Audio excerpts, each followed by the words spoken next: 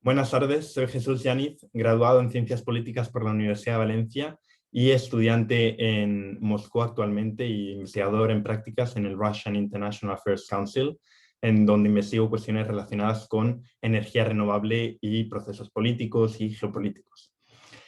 Estoy aquí para hablarles de energías renovables y transición energética, sobre cómo analizarlo desde diferentes disciplinas y cómo combinarlas. Pero antes de comenzar, por favor, permítanme agradecer a los organizadores y a los infatigables asistentes, especialmente a Óscar Hernández Meneses por la invitación y por la moderación de ese panel. Gracias por su trabajo, sobre todo en estos tiempos de pandemia, que nos puedan reunir aquí a todos en ese evento y con esas dinámicas tan interesantes. Bien, a la hora de realizar cualquier análisis sobre energías renovables, un enfoque multidisciplinar es un requisito para avanzar en cuestiones de esas características tan innovadoras y que cambian tan rápido. Y hay muchas direcciones a explorar. El objetivo de esta ponencia es el de provocar a los investigadores, a través del análisis de las energías renovables desde diferentes disciplinas, provocarles a no quedarse únicamente en una disciplina, sino invitarles a combinar diferentes disciplinas y cooperar con otros investigadores de otros campos. Por ello no voy a dar muchos datos, más bien voy a intentar abrir preguntas con la esperanza de que algunas de ellas generen en ustedes, investigadores, las mismas inquietudes y curiosidad que me generan a mí. Para ello cubriré tecnología, derecho, relaciones internacionales, ciencia política, sociología, economía y acabaré con un ejemplo práctico. Como ven, no pretendo cubrir todo el abanico de posibilidades que nos permite la multidisciplinaridad, sino únicamente abrir una ventana a cómo poder combinar nuestros conocimientos para contribuir a la cuestión de las energías renovables. Comencemos por la tecnología, lo más obvio. Por un lado, se pueden hacer análisis propios de la ingeniería y por otro debemos tomarla en consideración para cualquier análisis desde otra disciplina. Es decir, antes de poder promover las renovables o de analizar sobre las renovables, la tecnología tiene que estar bien desarrollada. Antes de promover el hidrógeno, tiene que estar bien desarrollado. Para hacer un análisis sobre el hidrógeno tenemos que tener en consideración cuán desarrollado está. Así podemos incorporar análisis de su potencial, de su rendimiento y también a la vez nuestros estudios pueden influenciar o promover el desarrollo tecnológico. El derecho, que es lo que realmente nos ocupa en este foro, tiene mil y una cuestiones que decirnos respecto a las renovables. Podemos centrarnos en el derecho medioambiental, el papel de las renovables en las leyes de protección del medio ambiente, en la reducción de las emisiones y la consecución de los objetivos de desarrollo sostenible.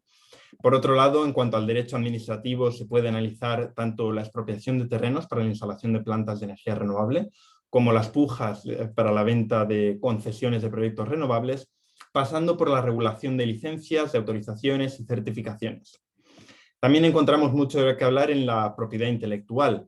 El mejor ejemplo nos lo dan las patentes. Por un lado, como disciplina propia, pero además por su impacto en la innovación y su uso como monopolio para frenar el avance de empresas contrarias. Se puede aquí analizar hasta qué punto se utiliza esa manera, cómo evitarlo, incluso se puede combinar con análisis económicos para ver cómo se desincentiva, o con análisis de geopolítica y competición internacional para entenderlo mejor. Respecto al derecho internacional público, podemos entrar de varias formas en la cuestión de las renovables.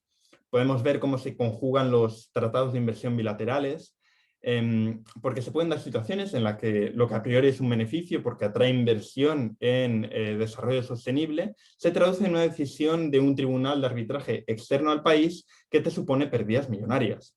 De hecho, España en 2019 se convirtió en el país del mundo con más demandado en arbitraje CIADI por culpa justamente de las energías renovables. Podemos también observar el análisis de la nueva soft law y todo lo relacionado con el desarrollo, con su desarrollo y eficiencia, que entraría incluso la Agenda 2030, y también el desarrollo de nuevos derechos y cómo transformarlos en hard law. Asimismo, podemos entrar en cuestiones de exportación del derecho. Por ejemplo, podemos ver a la Unión Europea como un marco de referencia en este campo y caer en la tentación de pensar que ese derecho que concierne a las renovables es fácilmente exportable. O al contrario, podemos intentar fijarnos en las singularidades de cada marco jurídico y cultura de cada país para ver cómo traducirlo a cada nación. Por último, incluso nos puede llevar esto a reflexiones de derecho y sociedad.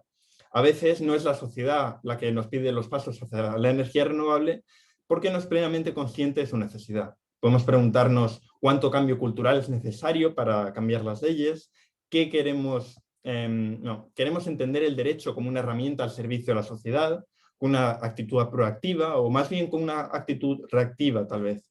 Y si el derecho lo queremos como una herramienta proactiva, entonces estamos entrando ya en política, en pedagogía social, cómo provocas cambios en la sociedad. En la esfera de relaciones internacionales podemos observar, por ejemplo, discusiones respecto al Acuerdo de París. ¿Es realmente justo para las naciones que están en desarrollo? Ya que les limita en su transición económica, mientras que las naciones que ya están desarrolladas pudieron realizar su transición económica contaminando todo lo que quisieron. ¿Acaso es una forma de mantener los monopolios globales?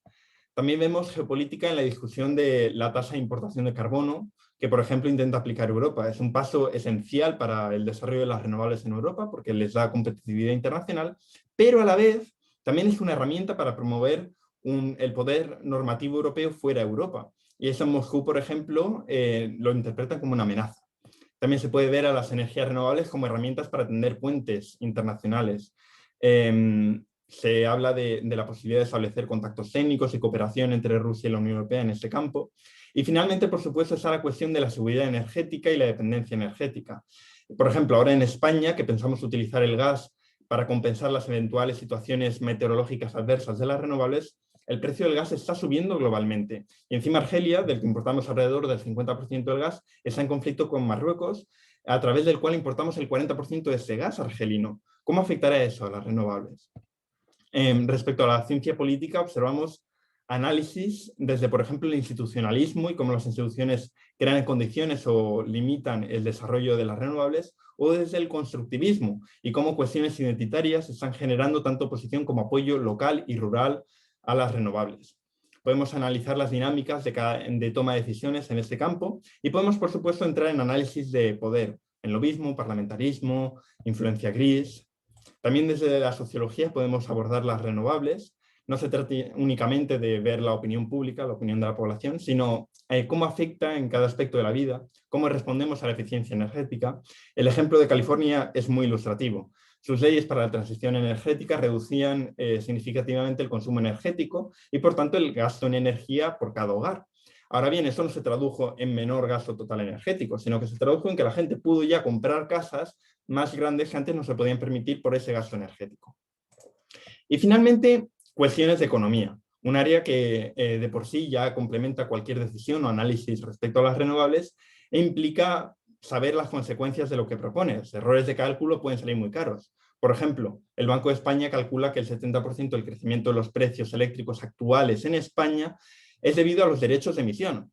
Derechos de emisión que estaban originalmente ideados para promover e incentivar la transición energética y ahora suponen un obstáculo. Podemos entonces investigar los incentivos. ¿Es mejor utilizar zanahorias para las inversiones? ¿Mejor utilizar palos? ¿A quién queremos incentivar? ¿A los negocios? ¿A la inversión extranjera? ¿A la gente popular? Cada uno plantea un reto muy diferente. Y bueno, finalmente, por supuesto, está la cuestión de la desigualdad. El análisis de la pobreza energética y de la posible reducción de las desigualdades gracias a las renovables. De hecho, España espera reducir un 30% el precio de la energía para el año 2030 gracias a la transición energética. Finalmente, quisiera traeros un ejemplo para que veáis una aplicación práctica de esto. Por supuesto, tiene bastantes generalizaciones, hay que tomarlo con pinzas, pero el ejemplo sería Rusia. En cuanto a tecnología, necesita desarrollo, lo cual limita la investigación que podamos realizar, pero también nos hace preguntarnos de dónde puede acabar importando la tecnología que no está desarrollando. Y aquí entra la geopolítica de la Unión Europea, de China, el derecho, desde el derecho, bueno, el uso de cortes de arbitraje internacionales, de tribunales de arbitraje internacionales, está creciendo. Hay mucho red tape, burocracia, impedimentos para la entrada de inversiones extranjeras y existe una multiplicidad de estrategias, planes sectoriales, intersectoriales que generan confusión y dan inestabilidad. Desde un punto de vista geopolítico, por un lado, como ya he mencionado, es una estrategia de cooperación, pero por otro lado, Rusia lo interpreta como un ataque. Rusia es exportador de gas y petróleo a Europa y las renovables le suponen competencia. Desde el punto de vista del path dependency o rigidez institucional, la estructura institucional rusa de carácter extractivo no ayuda a esa transición. Desde el constructivismo, dentro del rechazo a Occidente, se ve el cambio climático y la necesidad de energías renovables como una construcción social, lo cual también desalienta la investigación en ese campo. Y desde la economía se plantean cuestiones como cómo hacerlo, ¿verdad? Hay empresas rusas que están invirtiendo en energías renovables en Rusia, empresas europeas, perdón, y hay muchas otras que no lo hacen. ¿Por qué lo hacen? ¿Por qué no lo hacen? En conclusión, como ya hemos visto, el estudio de energías renovables necesita un enfoque integral e interdisciplinario que permite entender en profundidad los problemas, oportunidades y retos que nos plantea la transición energética. Esa es una cuestión en la que no podemos utilizar soluciones globales, las soluciones deben ser locales y deben resolver un problema global.